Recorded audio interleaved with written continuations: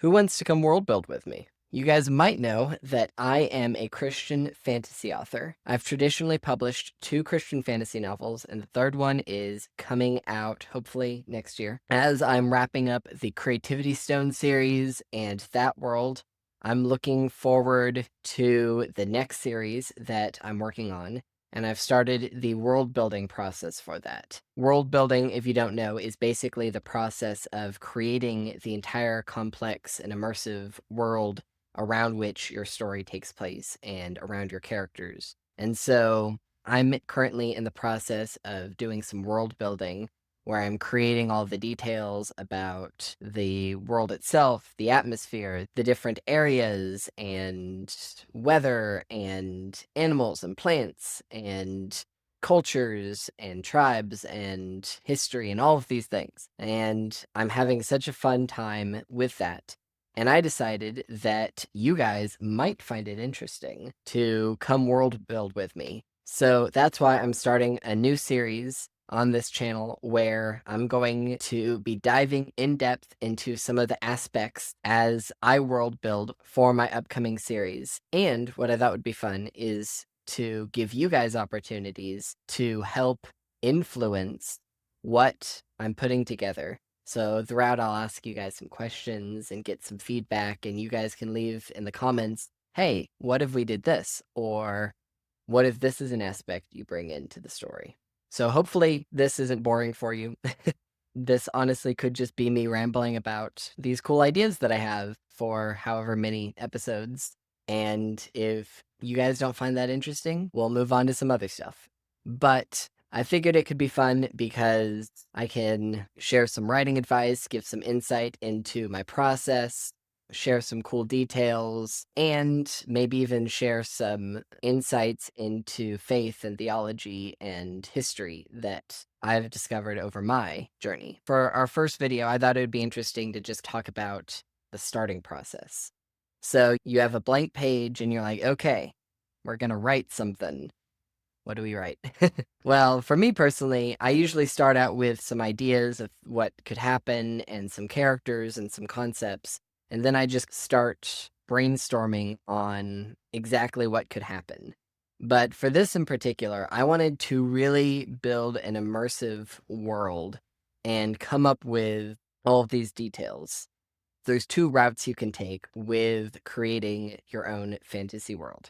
You can do it more like Tolkien, or you can do it more like C.S. Lewis. On one hand, you have the C.S. Lewis route, which is create Narnia, and you're focusing more on the story and the characters, and are just bringing things up and throwing things out as you go, focusing on, okay, well, we need an element for this story, so let me just come up with something, and yes, this has been a part of the history the whole time. And that's a perfectly valid way of doing it. Honestly, my first series leans more in that direction. And then the other route is more of a Tolkien route, where he's creating this entirely immersive fantasy world with its history and languages and all of this rich detail over thousands of years. And then we're going to write a story in that world. Both of those routes are perfectly valid. Most people are kind of somewhere in the middle with their stories. And for this world, I thought it would be interesting to lean more to the Tolkien side of things. Now, some of the writing advice that I've received when it comes to writing fantasy is to focus on creating details for things that you find interesting. It's a aspect of write what you know, essentially. Write what you would find engaging. Create a world that you would enjoy exploring. And so for someone like Tolkien, that looks like coming up with a ton of languages and basically inventing all of these languages and dialects, and then coming up with a story so that you have something to do with these languages. Meanwhile, you have authors like Brandon Sanderson, who's famous for his magic systems and creating super complex magic systems where the characters and the plot are basically trying to figure out the magic of this world. So when I was thinking about what it is that interests me, what that I would want to write about and create an immersive world around. There were a couple different things that I thought about. One would be I love music. As if you've read my first series, I integrate songs into the series and into the story. And so I love doing that. I'm interested in counseling and psychology and all of the mental and emotional aspects that can inform a character's actions. And so, especially in my second book, Transcendence, I really explored that. And I think that's a big aspect of how I'm going to approach my writing moving forward. But another thing that I really love studying just for fun is history, and in particular, theology and history. So, how I approach understanding my faith and the Bible is through a historical perspective, where preferably I'm looking at not just a common theology for 21st century Christianity that sounds good, but looking at, okay, what did they actually believe in the first century? When these ancient Jewish writers were writing about and talking about these ideas, how would they have understood it? That's something I find fascinating and love studying. I have a ton of books about those subjects that I've read and taken a ton of notes on, and I just love exploring that and exploring what these common Christian words that we use actually mean and how it would have been understood in a first century perspective. And so that felt very separate from my writing and from my fiction writing. But I figured, if I'm going to be creating an immersive world, what if I combined the two? What if I had the chance to integrate some of what I've learned from history and theology into a fantasy world? And so that is an aspect that I'm really excited about for this series.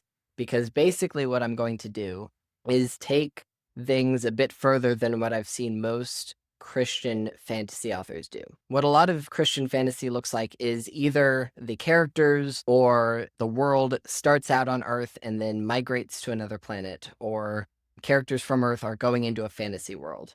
And that makes things nice and easy for us to talk about themes and faith because we can use the name Jesus and because we can talk about the Bible as we have it. But if you're going to create an immersive world and do epic fantasy where it's set on a completely different planet, how do you talk about faith? How do you talk about the Bible? Because obviously they don't have the same Bible as we do. And so different authors take different approaches on it. Some keep it vague and generic. Some talk about the code that the people follow, or the ancient magic, or how does Narnia put it? The deep magic. That's how he says it. And there's lots of different approaches, but I personally haven't seen an author actually put together a Bible for that world, where it's the same theology, it's the same God, it's the same moral code, but it is a completely different history behind it. Because one thing I love about the Bible, and one thing that sets Judeo-Christianity apart from most other religions, is that it's rooted in history. It's not just saying this is a good moral code, or this is a god, or these are some gods that are powerful. It's saying these are real historical events that happened. These are names and dates and places, and we're saying that these things actually happened. And so therefore, because of all of these testimonies of what God has done, here are the promises he's made. Based on those promises and based on the testimonies of what he's done, this is how you need to live. That's what the Bible is. That's one of the things that I love about our faith and about the Bible, is that it's actually events that actually happened. And we can get into a whole other discussion about archaeology and history and finding proof for the Bible, because there's lots of it. And that's a video for another time. Point being is that what if we took that same idea and the same God, the same moral code, the same theology, but put it in a new fantasy world with new concepts, and then we create a history that is similar but unique. And therefore, we create a Bible based off of that. And so that is what I'm doing. I'll probably depending on how the series goes, I might release it for free on Substack or release it as its own thing, almost like the Silmarillion for Tolkien. We'll see. But either way, basically what I'm doing is I am creating an immersive world where I'm starting from the beginning. And because, just like in our world, faith and theology and morality shape history and have shaped people's actions throughout the centuries and millennia, so too for this world, faith and history are going to be intertwined. And so we're going to start from this world's genesis, and I'm slowly moving through the time periods, the different ages of this world. I'm thinking there's going to be 5 or 6 ages. We're still working on it. But basically, we are going to start from age 1, which is creation and before the fall for this world, and then start moving forward through time. And that's been a really interesting process and something that I'm excited to talk to you guys about and collaborate on as a part of this process. But essentially, we're creating a Bible. And what I've loved is I'm getting to keep the theology the same, keep all of this historical context that I've learned about surrounding Nefesh and Mikvah and Charis and Emunah and a bunch of other Hebrew and Greek words that I will be integrating. If you have no idea any of the words that I just said, well, stay tuned, because we'll probably be talking about it through this process. But I'm getting to integrate that into this world's history and this world's Bible, just as our Bible talks about these things. And so I'm going to be integrating those and basically creating the religion for this world, but it is entirely based off of the ancient first century understanding of Judeo-Christianity and of the Bible and our God. And so I think this is going to be super fun. I'm excited. I'm starting to go through this process of creating this world.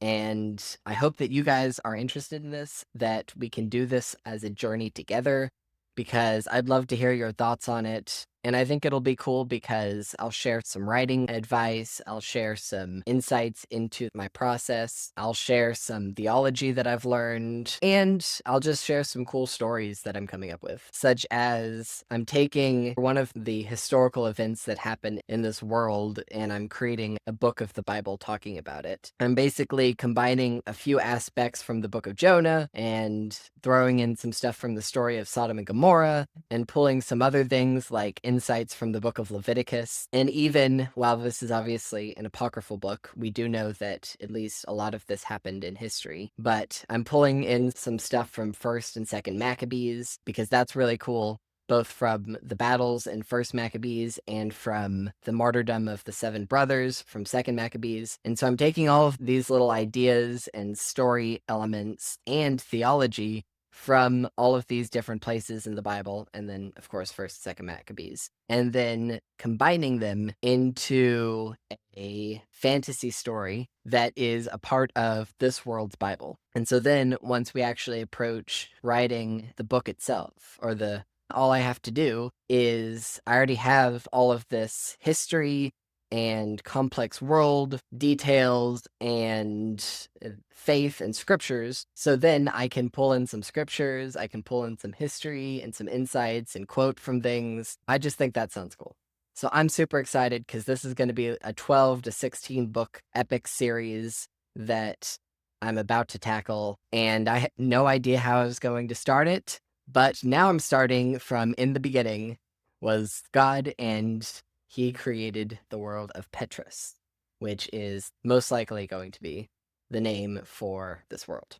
So what do you guys think? Are you interested in this video series? If so, I'd love to hear your thoughts. In particular, what do you think I should call the Bible for this world? Currently, I've been just calling it the Petrus Bible, but should I have another name for it that sounds cooler? And what are your thoughts on how it should start? Should I basically just rip off Genesis, or should I have it start in a little different but similar way? What do you think? Well, stay tuned because next week we're going to be diving into the beginnings of this world, and I'll be sharing some more details about what I've come up with, and I can't wait to hear your thoughts as well. So I'll see you guys next time.